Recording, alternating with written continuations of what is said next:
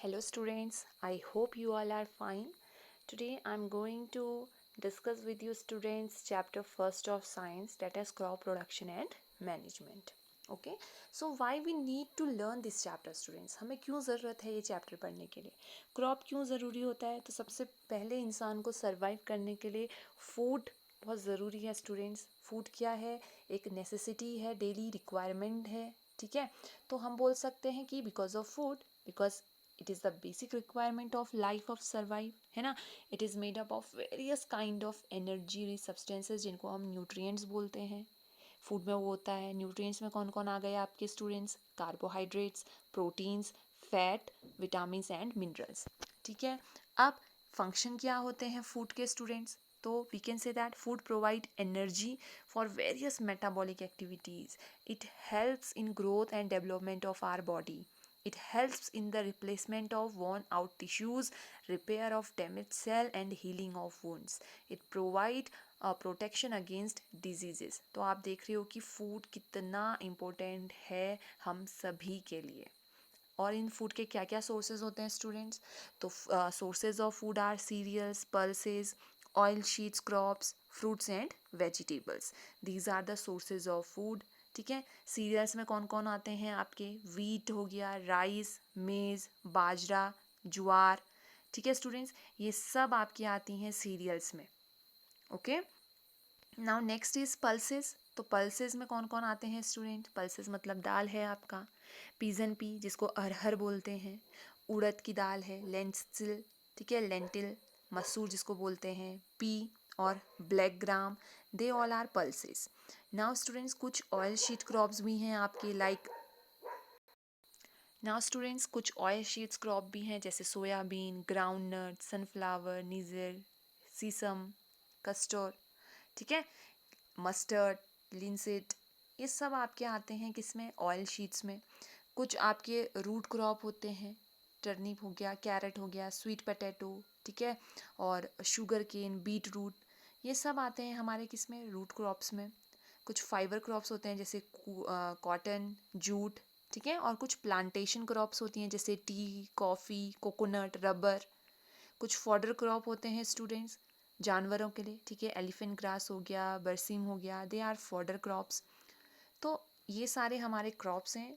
ठीक है, now what is agriculture students? Crop पढ़ने से पहले फूड हमें पता चल गया कि फूड नेसेसरी है ऑल लिविंग ऑर्गेनिज्म के लिए.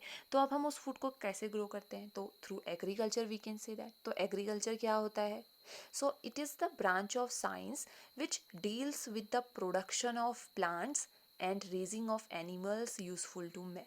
तो क्या है ये? एक ब्रांच है साइंस की जो डील करती है किससे? प्रोडक्शन ऑफ प्लांट्स से और रेजिंग ऑफ एनिमल्स को. ठीक है, राइजिंग करने में हेल्प करती है, बड़ा करने में.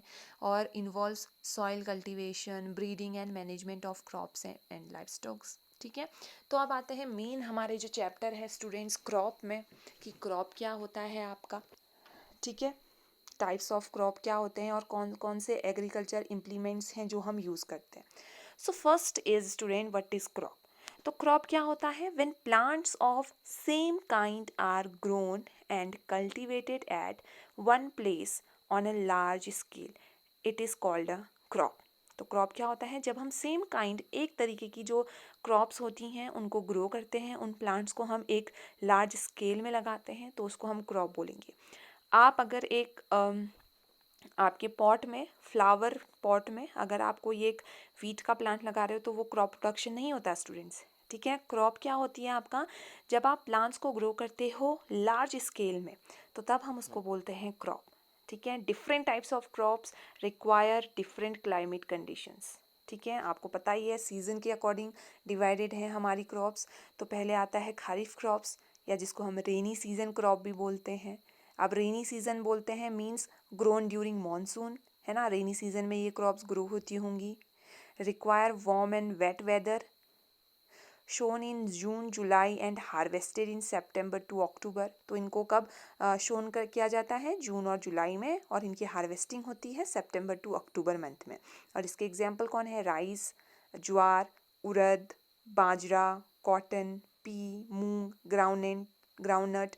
All these are the example of kharif crop. Okay. Now rabi crop, जिसको विंटर सीजन क्रॉप भी बोलते हैं, विंटर सीजन मतलब बोलते हैं तो मीन्स जो आपकी राबी क्रॉप है वो विंटर सीजन में ग्रो करती होगी। It requires cold and dry weather, ठीक है, sown in October November and harvested in March in April. तो एग्जाम्पल हो गई वीट हो गया, बार्ली हो गई, ठीक है, gram, mustard, potato, they are the example of rabi crop. अब स्टूडेंट्स इसके बाद एक जेड क्रॉप भी होती है आपकी, ठीक है, जो ड्यूरिंग मेनली समर सीजन में इसको हम ग्रो करते हैं, ठीक है। और ये क्या, इसको क्या रिक्वायरमेंट है, वार्म ड्राई वेदर चाहिए होता है, sown in March and harvested in June, ठीक है। Seasonal fruits and vegetables we can say इसमें आते हैं जेड क्रॉप में। तो ये कुछ टाइप्स ऑफ क्रॉप हैं बेस्ड ऑन सीजन्स, ठीक है, सीजन्स के ऊपर। तो ये इंपॉर्टेंट है स्टूडेंट्स, इसको आप ध्यान से सुनिएगा। Next is students agriculture implements. Agriculture implements कौन कौन से हम यूज़ करते हैं, तो उनके नेम है खुरपा फॉर वीडिंग हम यूज़ करते हैं, स्पेड हम यूज़ करते हैं आपका for digging and burn formation, wooden plough हम यूज़ करते हैं फॉर टिलिंग, है ना, सॉइल प्लांक हम यूज़ करते हैं किसके लिए, फॉर ब्रेकिंग क्रम्स, जो आपके बड़े बड़े मिट्टी के आपके जो बने रहते हैं, ठीक है, उनको पीसेस में ब्रेक डाउन करना, उनको सॉफ्ट बनाने का काम करता है।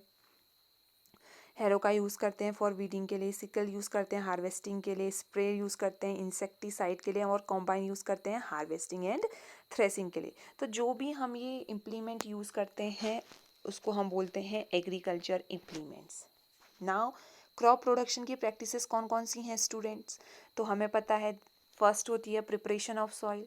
किसी भी फ्रूट को, किसी भी क्रॉप को ग्रो करने के लिए सबसे पहले, ऐसा तो नहीं है आप सीधे फील्ड में जाओगे और कहोगे कि काश यहाँ पे वीट के प्लांट्स उग जाएं तो उग जाएंगे, नहीं ना, आपको मेहनत करनी पड़ेगी। आपको सबसे पहले जो सॉइल है उसको प्रिपेयर करना पड़ेगा, किसकी हेल्प से, प्लगिंग कर सकते हो, उसकी लेबलिंग कर सकते हो, ठीक है। प्लो का हम यूज़ करते हैं, वुडन प्लो होता है और आयरन प्लो भी होता है। तो हम क्या करेंगे, इसको प्लगिंग क्या है, process of loosening and turning of soil होता है फर्स्ट स्टेप में, और इसको प्लो की हेल्प से करते हैं।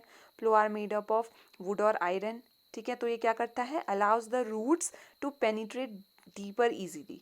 तो क्या करते हैं, इसमें सॉइल को टर्न किया जाता है, ठीक है, प्लग किया जाता है उसको, ताकि वो बोने के लिए, बीज बोने के लिए तैयार हो। तो फर्स्ट स्टेप होता है preparation of soil. Second step में आते हैं हम सोइंग में, ठीक है स्टूडेंट्स।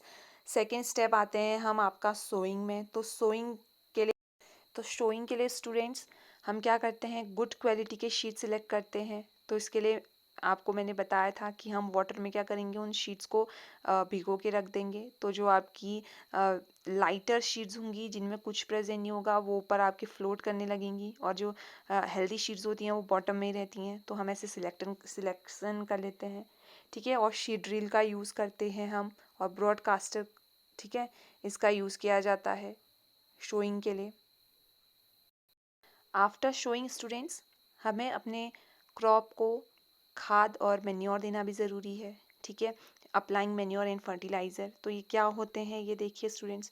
तो जो मेन्योर होता है ये ऑर्गेनिक नेचुरल सब्सटेंसेस से बनता है, ठीक है। जितने भी आपके डिकम्पोज होती हैं सब्सटेंसेस, चाहे वो किचन की वेस्ट हों, उन वेस्ट मटेरियल को हम क्या करते हैं, डिकम्पोज करते हैं। Contain organic matter in large quantities, तो इसमें क्या होता है, न्यूट्रिएंट स्मॉल क्वांटिटी में होता है, ठीक है। They are not nutrient specific, ठीक है, उतने न्यूट्रिएंट नहीं होते हैं, बट ये डू नॉट कॉज पॉल्यूशन, ठीक है, पॉल्यूशन कॉज नहीं करते हैं। बट फर्टिलाइज़र क्या होते हैं, ऑर्गेनिक भी होते हैं और इनऑर्गेनिक भी होते हैं, और आपका ये फैक्ट्रीज़ में प्रिपेयर किया जाता है, ठीक है। दे आर न्यूट्रिएंट स्पेसिफिक, इसीलिए जो आपके फार्मर्स होते हैं वो फर्टिलाइज़र का भी यूज़ करते हैं, ठीक है। और दे कॉजेज वाटर पॉल्यूशन, तो बट स्टूडेंट जो आपके फर्टिलाइजर्स हैं ये क्या करते हैं, वाटर पॉल्यूशन कॉज करते हैं। नाउ स्टूडेंट्स इरिगेशन, अब हमने मैन्योर और फर्टिलाइज़र दे दिया, तो नेक्स्ट स्टेप होता है इरिगेशन का। So process of supplying water to crop plants growing in the field by means of canal हो गया, रिजर्वॉयर या वेल ट्यूब एक्सेट्रा से जो हम प्रोवाइड कराते हैं एक रेगुलर इंटरवल पे, supplying of water to crop is known at irrigation, ठीक है, उसको हम इरिगेशन कहते हैं। हमारे पास डिफरेंट मेथड होती हैं, ट्रेडिशनल मेथड है, मॉडर्न मेथड है। ट्रेडिशनल मेथड में क्या होता है आपका मोट, ठीक है, चेन पंप, ढेकली, राहत, ये जैसे आप डायग्राम में देख सकते हो, इनका हम यूज़ करते हैं, ठीक है। मोट सिस्टम, चेन पंप, राहत सिस्टम, ढेकली सिस्टम, इन सब का हम यूज़ करते हैं कहाँ पे, पुराने टाइम में, ठीक है, ट्रेडिशनल मेथड्स हैं ये सब आपकी इरिगेशन करने की। और इरिगेशन क्या है? Supplying water to the crops at regular interval of time. ठीक है, ऐसा नहीं है आप दिन भर देते रहो, उनका भी एक फिक्स टाइम होता है कि कब आपने इरिगेट करना है, कब आपने इरिगेशन करना है। नाउ स्टूडेंट्स, मॉडर्न मेथड्स, हमने 2 मॉडर्न मेथड्स पढ़नी है। एक ड्रिप इरिगेशन मेथड होती है और एक स्प्रिंकलर सिस्टम होता है। ड्रिप में आप देखते हो हम सीधा ड्रॉप वाइज, ठीक है, प्लांट्स के जो क्रॉप्स हैं उनकी रूट पे ड्रॉप वाइज क्या करते हैं? इरिगेशन करते हैं। और ये बेस्ट मेथड है जहाँ पानी की स्केर्सिटी है, पानी की कमी है, हम ये ड्रिप सिस्टम का यूज़ कर सकते हैं। स्प्रिंकलर इरिगेशन भी होता है स्टूडेंट, हम क्या करते हैं? पाइप में एक नोजल फिट कर देते हैं, तो वो अपने सराउंडिंग जितनी भी आपके क्रॉप्स हैं उनको रेगुलर इंटरवल में क्या करते रहता है? जहाँ पे अनइवन लैंड होते हैं वहाँ पे हम इसका यूज़ कर सकते हैं, स्प्रिंकलर इरिगेशन का। Now student, next is removal of weeds. ठीक है, अब हमने इरिगेशन कर दिया है, तो वीड्स होते क्या हैं? तो weeds are undesirable plants with the main crop, जो क्या होते हैं? ग्रो करते हैं मेन क्रॉप के साथ। तो हमें क्यों रिमूव करना ज़रूरी है स्टूडेंट्स? अगर हम रिमूव नहीं करेंगे तो ये हमारे क्रॉप के साथ compete करेंगे, वाटर के लिए, न्यूट्रिएंशन के लिए, ठीक है, स्पेस के लिए और लाइट के लिए। तो इसीलिए इनको रिमूव करना ज़रूरी है। और रिमूव करने की प्रोसेस को हम बोलते हैं weeding. Removal of weeds are known as weeding. ठीक है, और वीड्स क्या हैं? Undesirable plants that grow with the crop. अब हमने वीडीसाइड का यूज़ हम कर सकते हैं स्टूडेंट्स। अब आती है टर्न हमारी हार्वेस्टिंग की। तो हार्वेस्टिंग क्या है? Cutting of crop after it's maturation. ठीक है, जब वो बिल्कुल तैयार हो जाती है तो उसको कटिंग करना। तो ये किससे हो सकता है? Done by sickle. ठीक है, इसकी हेल्प से हम हार्वेस्ट कर सकते हैं। फिर ग्रेन्स को हम अलग करते हैं from chaff by a process called threshing. Threshing is carried out by combine. ठीक है, कॉम्बाइन की हेल्प हम लेते हैं जिसमें क्या होता है? हार्वेस्टर प्लस थ्रेशर दोनों रहता है। नाउ स्टूडेंट्स, हमने हार्वेस्टिंग कर लिया, अब स्टोरेज करना भी ज़रूरी है क्योंकि हमने लार्ज स्केल में इन क्रॉप्स को ग्रो किया है। अगर हम इनको सही से स्टोर करके नहीं रखेंगे तो ये तो डिस्ट्रॉय हो जाएंगी, है ना? तो स्टोरेज ऑफ ग्रेन्स भी ज़रूरी है। तो after threshing grains are dried in sun and then packed. तो सबसे पहले इनको बहुत ज़्यादा ड्राई किया जाता है स्टूडेंट, जितना भी इनके अंदर मॉइस्चर हो वो मॉइस्चर फ्री हो जाए। ठीक है, जितना भी मॉइस्चर है वो सब इनका क्या कर ले? आउट हो जाए। ठीक है, farmer store food grains in jute bags और मेटालिक बीन्स में इनको रखते हैं। Large scale storage is done in silos and granaries and stored in godowns. ठीक है, गोदाउन में इनको स्टोर करके रखते हैं। और डोमेस्टिक लेवल में जो अपने घर में इनको स्टोर करके रखते हैं स्टूडेंट्स, तो वो ड्राई जो नीम लीव्स है ना उनका यूज़ करते हैं। ठीक है, कितने भी जो माइक्रो ऑर्गेनिज्म होंगे वो किल हो जाएंगे करके। अब कौन कौन से फैक्टर हैं स्टूडेंट्स जो हमारे इस ग्रेन को क्या करते हैं? डिस्ट्रॉय करने का काम करते हैं। तो 2 फैक्टर होते हैं, बायोटिक और एबायोटिक। बायोटिक मीन्स होता है लिविंग। ठीक है, लिविंग फैक्टर जैसे इंसेक्ट हो गए, रोडियंट्स हो गए, बर्ड्स हो गई, माइट्स हो गए, they all are biotic factor जो क्या करते हैं? हार्म पहुंचा सकते हैं ग्रेन को। और एबायोटिक फैक्टर जो नॉन लिविंग फैक्टर्स होते हैं वो होते हैं जैसे टेम्परेचर हो गया, मॉइस्चर हो गया, ह्यूमिडिटी हो गई, ठीक है, मटेरियल ऑफ कंटेनर हो गया। तो ये भी कहीं ना कहीं क्या है? हमारे स्टोरेज जो ग्रेन को हमने स्टोर करके रखा हुआ है उनको हार्म पहुंचा सकते हैं। नाउ स्टूडेंट्स, कुछ डिजीजेस भी हैं क्रॉप्स की। ठीक है, जैसे फर्स्ट है सीड बॉर्न डिजीज, एगाउंट ऑफ बाजरा में होता है, या लीफ स्पॉट ऑफ राइस। आप देखते हो इनके डायग्राम आप देख रहे हो, तो ये क्या कर लेते हैं? ये कुछ डिजीज हैं क्रॉप्स की। ठीक है, तो क्या सिम्टम होते हैं? फंगस इन्फेक्ट होने लगता है, आप कलर में चेंजेस देखने लगते हो। ठीक है, जो आपकी लीफ है राइस की वो ब्राउन होना स्टार्ट हो जाती है। तो ये सब क्रॉप की डिजीज है। ये देखिए आप, ग्राउंड नट में टिक्का डिजीज होती है बोला है। ठीक है,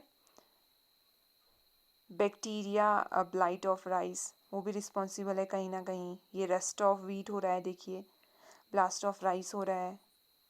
ठीक है, तो ये रिस्पॉन्सिबल हैं आपके किसमें? किसके लिए? डिजीज के लिए, क्रॉप्स में।